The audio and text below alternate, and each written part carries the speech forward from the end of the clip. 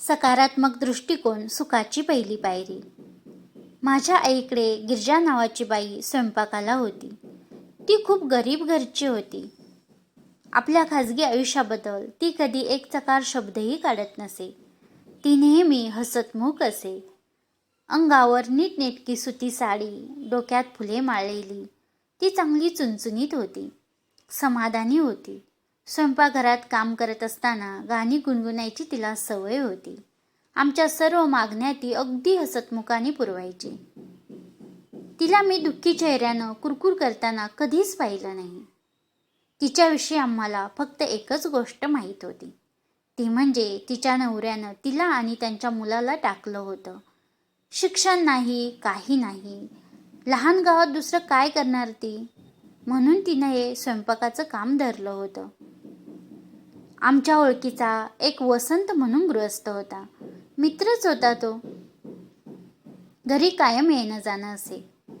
तो एका मोठ्या आंतरराष्ट्रीय कंपनीत वरिष्ठ अधिकारी होता. नेहमी कशा ना कशाविषयी तक्रार करत राहण्याचा त्याचा स्वभाव. तो कधीही आमच्याकडे आला की आमच्या घरचं वातावरणच बिघडून जायचं. माझा मुलगा 12वीत आहे, पण काही अभ्यास करत नाही, तो एकदा तक्रारीच्या स्वरात म्हणाला. त्याचा मुलगा खरं म्हणजे खूप हुशार होता, मेहनती होता, हे मलाही माहीत होतं. मग त्याचे वडील कशाबद्दल तक्रार करत असावेत? मला माझ्या मुलाला IITत घालायचे. भारतातील प्रतिष्ठित म्हणून गणल्या गेलेल्या इंडियन इन्स्टिट्यूट ऑफ टेक्नॉलॉजी संस्थेत प्रवेश मिळविण्यासाठी देशभरातून अक्षरशः लाखो मुले प्रयत्न करत असतात. एखाद्या मुलावर परीक्षेच्या वेळी अतिरिक्त मानसिक ताण आला व त्यामुळे त्याचे 5 मार्क जरी कमी झाले तरी गुणवत्ता यादीत त्याचा क्रमांक त्यामुळे कितीतरी खाली जाऊ शकतो. आपण आपल्या मुलांना चांगला अभ्यास करण्यास जरूर सांगावे, पण त्याने इतरांच्या पुढे जावे, त्यांच्याहून जास्त गुण मिळवावे म्हणून काही आपण त्यांच्यावर दडपण आणणे योग्य नव्हे. असाच हा वसंत पुन्हा एकदा आमच्या घरी आला. यावेळी त्याच्या तक्रारीचे कारण वेगळेच होते. 5 वर्षांपूर्वी मी जमीन विकत घेतली आणि आता ती मी विकायची म्हणतोय, तर त्याला फारच कमी किंमत मिळते आहे. तो तक्रार करत म्हणाला. बाजारात मंदी आली आहे. मी जमिनीत पैसा गुंतवायला गेलो, पण सगळंच मुसळकेरात. आता बाजारात मंदी येणं हे तर देशभरात सर्वत्रच घडलं होतं. मंदीची लाटच चालू असल्यामुळे ज्यांनी ज्यांनी या बाजारपेठेत पैसे गुंतवले होते त्या सर्वांचेच नुकसान झाले होते. तो एकटाच काही अपवाद नव्हता, पण त्याने अवतर असा काही आणला होता की जणू काही या मंदीच्या लाटेमुळे तो एकटाच भरडला गेला होता. त्याचं एकट्याचंच नुकसान झालं होतं.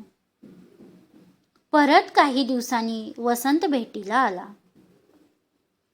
तो अगदी दमलेला दिसत होता. बंगलोर काही आता पूर्वीसारखं राहिलं नाही, तो कुरकुरत म्हणाला. 20 वर्षांपूर्वी उन्हाळ्यात सुद्धा इथे थंड हवेच्या ठिकाणासारखी सुंदर हवा असे. आज मात्र आपल्याला एअर कंडिशनर्स बसवून घ्यावे लागतात, नाहीतर थंड हवेच्या ठिकाणी जावं लागतं. आता सगळ्या पृथ्वीचंच तापमान वाढत चाललं आहे. बंगलोर त्याला अपवाद कसं असेल, पण तरीही आमचा हा मित्र तक्रार करणारच. असंच एक दिवस घरात गिरिजा आणि मी अशा दोघीच असताना मी तिला विचारलं, गिरिजा, तुझा नवरा कुठे आहे ग? कधी भेटतेस का तू त्याला? त्यावर ती शांतपणे थोडा वेळ माझ्याकडे बघत राहिली आणि नंतर म्हणाली, त्याने दुसरी बाई ठेवली आहे. तो तुमच्या शेजाऱ्यांकडे ड्रायव्हर म्हणून कामाला आहे. मला ते ऐकल्यावर धक्काच बसला. ती आपल्या नवऱ्याला रोज बघत होती व तेही दुसऱ्या बाईबरोबर. मग तुला त्याचा राग नाही येत? मी विचारलं. सुरुवातीला यायचा, पण आता मी विचार करते, मी तर नशीबवान आहे. मला फक्त एकाच मुलाला वाढवून लहानाचं मोठं करायचंय. माझा मुलगा हुशार आहे, आज्ञाधारक आहे. त्याच्या वडिलांनी आम्हाला टाकलं, त्यामुळे त्याला माझी जास्त काळजी आहे. समजा जर मी एकटीच असते किंवा मला जास्त मुले असती किंवा माझं मूल जर बेजबाबदार असतं तर मला किती अडचणी आल्या असत्या. देवाने माझ्यावर ती एक मेहरबानी केली आहे. माझ्या पुढे निदान असले तरी प्रश्न नाहीत. तुला तुझ्या भविष्याची काळजी नाही वाटत? मी काळजी कशासाठी करू? आणि काळजी करून कधी कुणाचे प्रश्न सुटतात? तुमच्या आईने आम्हाला राहायला आउट हाऊस दिला आहे. मी प्रामाणिकपणे काम करते. तुम्ही सगळे त्यामुळे खुश आहात. मला कधीही कसली गरज पडली तर मी तुमच्याकडे मदत मागू शकतेच ना. आणि तसंच बघायला गेलं तर गरजा या कधी संपतच नाहीत. पण माझा मुलगा जेव्हा मोठा होईल तेव्हा तो आपल्या बापासारखा वागणार नाही, कारण त्याने मला त्रास सोसताना पाहिले. अम्मा, मी फारशी शाळा शिकलेली नाही, पण आयुष्यानं मला एक गोष्ट शिकवली आहे. आयुष्याकडे बघताना नेहमी सकारात्मक दृष्टी ठेवूनच बघायचं, म्हणजे आपल्यालाही बरं वाटतं आणि आपल्याभोवती असणाऱ्या लोकांनाही. तिचे हे शब्द ऐकताच मला वसंताची आठवण झाली. आपल्याकडे जी गोष्ट नाही त्याचा सतत विचार करून त्यानं आपलं आयुष्य दुःखी बनवून टाकलं होतं. आणि एकीकडे ही अशिक्षित स्त्री गिरिजा प्रत्येक संकटाकडे सकारात्मक दृष्टीनं बघण्यास शिकली होती आणि आयुष्याचा आनंद घेत होती.